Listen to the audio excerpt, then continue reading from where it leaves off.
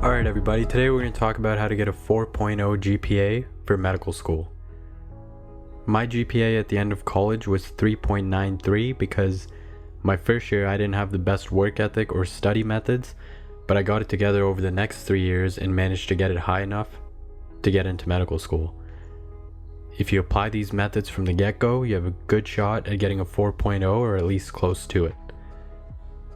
You don't need a 4.0 to be considered for medical school, but you should aim as high as possible because the GPA is one of the major things that gets your foot in the door. So the first thing is to follow your GPA over your passion. Now these days there's this idea going around about following your passion and you should be enjoying everything you do, and the second that you don't enjoy it, you should drop it and find something that you do enjoy, and this is just not very realistic. The reality is that in your journey to becoming a doctor or getting into medical school, you're going to have to do a lot of things that you don't enjoy and some that you even hate. And it's going to take discipline, and sometimes you just have to swallow that pill and keep it moving. You're not going to enjoy every single part of getting into medical school or even being a doctor. Whether it's good or bad, a lot of this process is just checking boxes, whether you enjoy it or not. And the GPA is one of those major boxes that you have to check, so you have to maximize this number by doing the right things. So this means that not every class you're going to take in college is going to be something you enjoy. Some classes you just have to take because they're going to boost your GPA.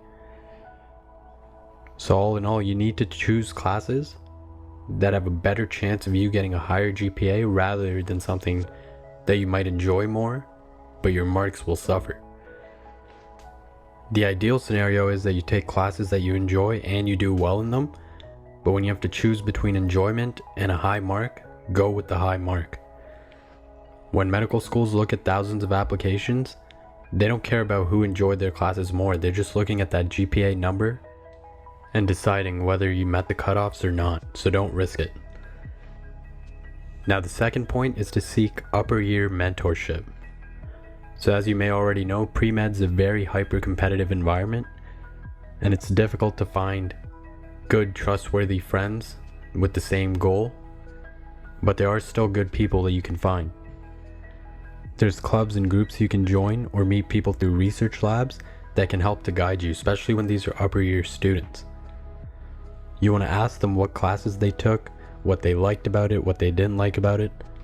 Don't ask anyone about their grade directly, but just try and gauge the ease of the class based on how they're talking about it to you.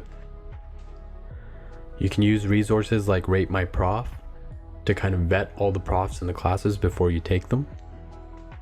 These same upper year friends could one day be your mentors in medical school, so make sure you form those connections. Because they've already been through some of the challenges that you're going through or facing some of the choices that you're facing, they're a great resource to be able to help you out, and this is the case at every level. Now, as far as more specifically strategy-wise, you want to pre-read everything and make notes before you go to class. Now you have to understand that most people on a pre-med path do not make it to medical school. That's a statistical truth. So in order to make sure that you're on the right side of things, you're going to have to do things that other people aren't willing to do and set yourself apart. Studying efficiently and diligently is one of those things, as it's very important to save time and learn effectively. So the day before lectures, you want to go over the slide decks for each lecture and make Anki flashcards on them. Then you can end that specific study session by doing the flashcards you just made. So this way you've already learned the material for the first time, and then when you go to lecture the next day, it just reinforces what you already learned, and then during that time you can just focus on the details that the professor hones in on, pick up on exam hints, things like that, rather than learning it for the first time. And then whatever the professor emphasizes, you can make additional flashcards on that to remind yourself to focus on it specially. We'll go more into how to study and how to make flashcards in a different podcast and video, but for now, just make notes before you go to class and study them before the lecture. Now, the next thing is to make use of office hours. Most students don't go to their professor's office hours, so make sure that you do. This doesn't mean go every day and just become annoying, but it means to build a relationship with the professor over time. If you go once in a while, to confirm a concept that the professor taught in class, that's perfectly fine. While you're there, just be casual with them, have a conversation, get to know them a little bit if they're willing, and try and build that relationship. Through these visits, the professor can clue you in to what will be on the exam and help you out that way, or what the expectations are on certain assignments and things like that. And building this relationship early can also set up a situation where you can join that professor's research lab and ask for a reference letter down the road. And this is exactly what happened to me. I went to one of my professor's office hours to talk about an exam, and then I saw a hockey jersey on his wall, and we ended up talking about hockey for like a half hour. I ended up in his research lab, and then he ended up being a great letter writer for me. Now the next thing's very important, and that's to make a schedule and stick to it. There are a lot of things that you have to balance in pre-med, so you're really shooting yourself in the foot if you don't have a schedule.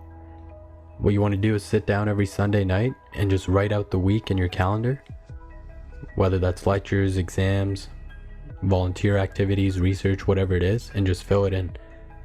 When it's on paper or it's written down somewhere, you're much more likely to complete it, because what you're also going to do is review that schedule at the beginning of each day so you know what you have to get done, and then review it at the end of each day to make sure that you actually did the things that you put on that schedule. Now if you find yourself struggling, which you might at first, that's fine, just keep going with it, but if it continues, then you might be doing too much and spreading yourself too thin, so you have to take a look at that.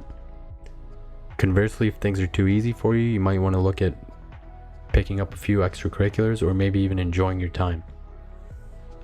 And last but not least, it's to enjoy the process and take breaks. As long as you're doing all the above things diligently and sticking to it, you should be able to get a great GPA. And because you're working more efficiently than others, you're going to have some extra time on your hands. Sometimes it's good to pick up volunteering activities or research and things like that. But you have to keep in mind, you're only going to be this age one time, and you're only going to get the college experience one time. So it's important to enjoy it as well.